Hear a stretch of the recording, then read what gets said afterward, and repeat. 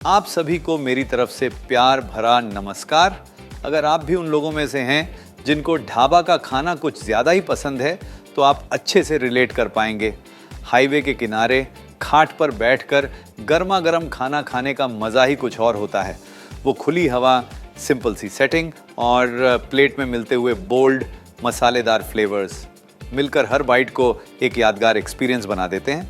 लेकिन हर बार वहाँ जाना पॉसिबल नहीं होता, इसीलिए आज हम वही ढाबा स्टाइल एक्सपीरियंस आपके घर ले आए हैं, जहां आप अपने किचन में ही रिच मसाले, बोल्ड फ्लेवर्स और वही रस्टिक फील एंजॉय कर सकते हैं। तो चलिए शुरू करते हैं इस फ्लेवरफुल सफ़र को। तो चलिए शुरुआत करते हैं आज की पहली रेसिपी से, जो कि है ढाबा स्टाइल भिंडी। सच कहूँ तो मुझे पहले भिंडी इतनी ज़्यादा पसंद नहीं आया करती थी, लेकिन एक रोड ट्रिप ने मेरी ये सोच हमेशा के लिए बदल दी। हम हाईवे पर जा रहे थे, बीच में एक छोटे से ढाबे पर रुक गए और वही मैंने पहली बार ढाबा स्टाइल भिंडी ट्राई की। इस रेसिपी की वो रस्टिक खुशबू और उसके फ्लेवर्स की बात ही कुछ और है। जैसे ही आप इसकी पहली बाइट लेते हैं, मुझे तुरंत समझ आ गया था कि ये वो वाली भिंडी नहीं है जिसे मैं पहले अवॉइड किया करता था। मसालों के साथ मिलकर इसका फ्लेवर इतना रिच हो जाता है कि हर बाइट में एक अलग ही डेप्थ महसूस होती है और धीरे धीरे आपको ये एहसास होता है कि ये सिंपल सी भिंडी भी इतनी खास हो सकती है। उस दिन के बाद से भिंडी के लिए मेरा नज़रिया ही बदल गया और आज भी जब कभी भिंडी की बात होती है तो तुरंत वही ढाबा स्टाइल भिंडी और वो रोड ट्रिप याद आ जाती है। और अगर आप भी वही ढाबा वाला एग्जैक्ट स्वाद घर पर रिक्रिएट करना चाहते हैं तो बस इस वीडियो को फॉलो कीजिए और घर बैठे बैठे वही ढाबा जैसा स्वाद एंजॉय कीजिए। बस हाँ, कुछ छोटी छोटी बातें हैं जिन पर ध्यान देना बहुत ज़रूरी है। सबसे पहले भिंडी को पकाने से पहले उसे अच्छे से ड्राई कर लीजिए, क्योंकि अगर भिंडी में ज़रा सी भी नमी रह जाए तो वो चिपचिपी हो सकती है और उसका क्रिस्पी टेक्सचर भी अच्छे से डेवलप नहीं हो पाता। उसके बाद बात करते हैं इसके मसाले की, जो इस डिश का असली फ्लेवर तैयार करता है। यहाँ एक इम्पॉर्टेंट बात यह है कि टमाटर को जल्दबाजी में ना पकाएं, उसे धीरे धीरे तब तक पकाइए जब तक उसका रॉ टेस्ट बिल्कुल ख़त्म ना हो जाए और मसाला एक रिच, थोड़ा सा गाढ़ा बेस ना बना ले। मसाला अच्छे से तैयार हो जाने के बाद इसमें ऐड कीजिए पहले से कुक भिंडी, और जब ये सब एक साथ अच्छे से कोट हो जाता है तो आपको हर बाइट में मिलेगा वही बोल्ड रस्टिक ढाबा स्टाइल स्वाद, जो सिर्फ पेट नहीं बल्कि आपको यादों से भी भर देगा। और अब चलते हैं आज की अगली रेसिपी की तरफ, जो है ढाबा स्टाइल आलू पालक। वैसे तो आलू और पालक का ये कॉम्बिनेशन अपने आप में ही एक परफेक्ट मैच माना जाता है, लेकिन जब ये ढाबा स्टाइल में बनता है तो इसका स्वाद बिल्कुल अलग ही लेवल पर चला जाता है। ये सिंपल इंग्रेडिएंट से बनी डिश है, लेकिन जब आप इसे टेस्ट करते हैं तो हर बाइट इतनी फ्लेवरफुल और सेटिस्फाइंग लगती है कि आप खुद को रोक नहीं पाएंगे। ये मेरी मम्मी जी की फेवरेट डिशेस में से एक है और इस रेसिपी को हमारा फेवरेट बनाने के लिए उनका हमेशा से यही गोल रहता है कि वो हमारे फेवरेट पंजाबी ढाबा जैसा स्वाद अपने घर पे कैसे बना सकें। वो इसे जितने प्यार से बनाती हैं उतने ही प्यार से हमें सर्व करके साथ बैठकर एंजॉय भी करती हैं।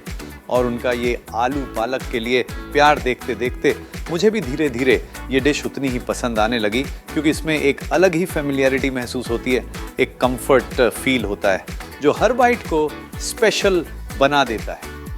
और अगर आप चाहते हैं कि आपके आलू पालक बिल्कुल ढाबा जैसा दिखे और टेस्ट करे, तो बस इन कुछ छोटी छोटी बातों का ध्यान रखना बहुत ज़रूरी है। सबसे पहले शुरुआत करते हैं पालक से।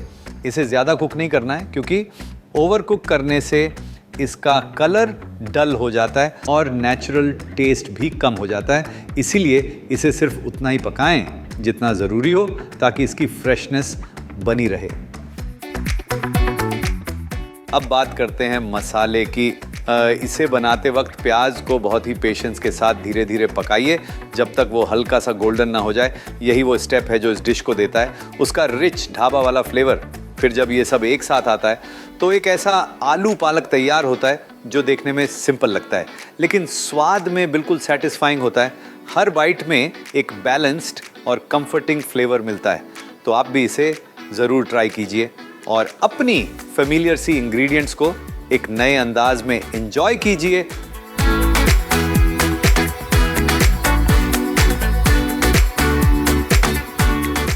और अब चलते हैं आज की अगली रेसिपी की तरफ, जो है ढाबा स्टाइल सोया चाप। सच कहूं तो सोया चाप एक ऐसी रेसिपी है जिसे अगर आपने एक बार इस स्टाइल में ट्राई कर लिया तो मैं 100% श्योर हूं कि नॉर्मल सोयाबीन से बनने वाली डिशेस कहीं ना कहीं आपकी लिस्ट में पीछे रह जाएंगी, क्योंकि इस रेसिपी में आपको मिलता है एक ऐसा टेक्सचर जो इतना सॉफ्ट और जूसी होता है कि हर बाइट में एक प्रॉपर सैटिस्फाइंग फील आता है, बिल्कुल जैसे आप कुछ बहुत ही स्वादिष्ट और रिच एंजॉय कर रहे हो। इस रेसिपी में आपको मिलती है एक थिक मसालेदार ग्रेवी जो धीरे धीरे पककर अपना पूरा फ्लेवर रिलीज करती है, और उसमें होती है परफेक्टली कोटेड सोया चाप जो पूरी तरह से फ्लेवर्स सोक कर लेती है। जब आप इसे बनाते हैं ना तो ये सिर्फ एक डिश नहीं लगती, बल्कि एक प्रॉपर ढाबा स्टाइल ट्रीट जैसी फील देती है।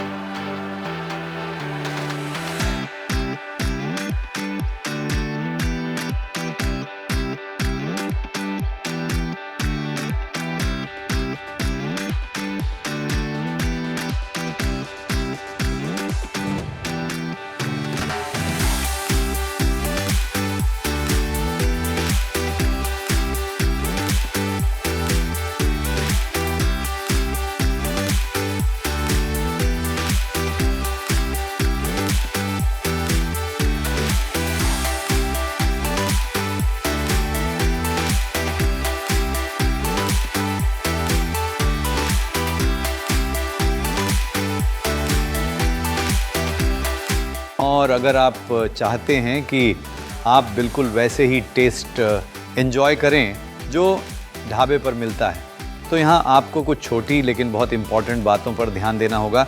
जैसे कि इस रेसिपी की ग्रेवी, इसे जल्दी में बिल्कुल भी मत पकाइए। टमाटर से बने बेस को पूरा समय दीजिए, उसे धीरे धीरे कुक होने दीजिए जब तक तेल हल्का सा सेपरेट ना हो जाए और मसाला थोड़ा सा डार्क और थिक ना हो जाए। यही वो स्टेज है जहां से इसका असली डीप फ्लेवर डेवलप होता है।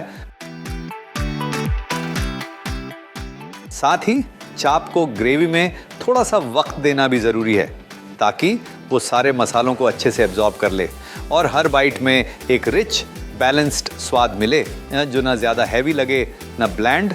और जब ये सब परफेक्टली रेडी हो जाता है तो आपके सामने होती है एक ऐसी सोया चाप जो देखने में सिंपल लगती है लेकिन स्वाद में बिल्कुल ढाबा स्टाइल रिचनेस का फील देती है और हर बाइट के साथ और भी सेटिस्फाइंग लगती है। तो आप भी इसे ज़रूर ट्राई कीजिए और एक सिंपल से इंग्रेडिएंट को एक रिच, फ्लेवरफुल और बिल्कुल ढाबा स्टाइल अंदाज में एंजॉय कीजिए।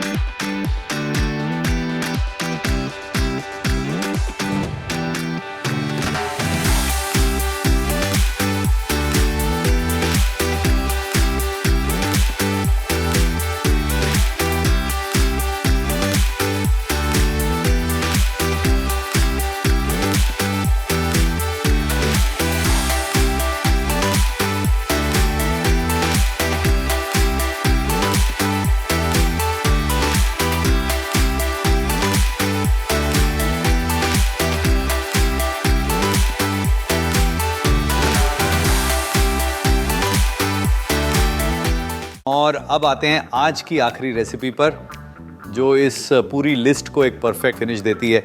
मैं बात कर रहा हूँ चिकन लपेटा की। ये एक ऐसी डिश है जो सिर्फ देखने में ही इम्प्रेसिव नहीं लगती, बल्कि जैसे ही आप इसे टेस्ट करते हैं तुरंत समझ आ जाता है कि ये इतनी स्पेशल क्यों है।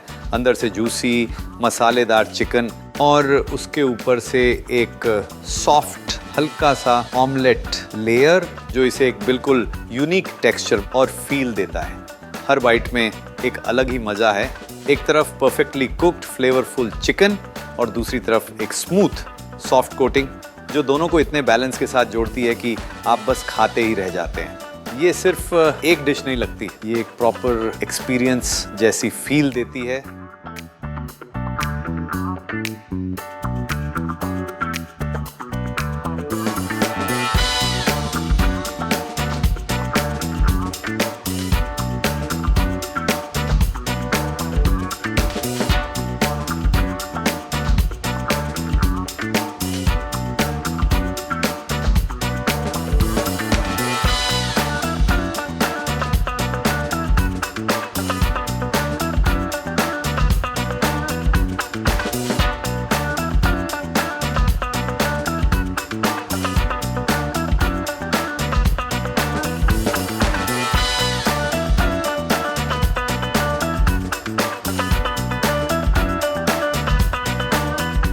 और अगर आप चाहते हैं कि इसका स्वाद बिल्कुल परफेक्ट आए तो यहाँ सबसे इम्पॉर्टेंट रोल होता है मैरिनेशन का। चिकन को कम से कम 30 मिनट के लिए मैरिनेट ज़रूर कीजिए, लेकिन अगर आप इसे थोड़ा और वक्त दे पाएँ 2 से 4 घंटे या ओवरनाइट, तो इसका फ्लेवर और भी गहरा और डिलीशियस हो जाता है। साथ ही जो इसका ऑमलेट लेयर है उसे ज़्यादा क्रिस्पी ना बनाएं, उसे हल्का सॉफ्ट और थिन रखें ताकि वो चिकन को ब्यूटीफुली कॉम्प्लीमेंट करे, उसे ओवरपावर ना करे। और जब आप इसे रोल करें तो थोड़ा टाइट रोल करें ताकि सर्व करते वक्त इसका लुक क्लीन और टेम्पटिंग लगे।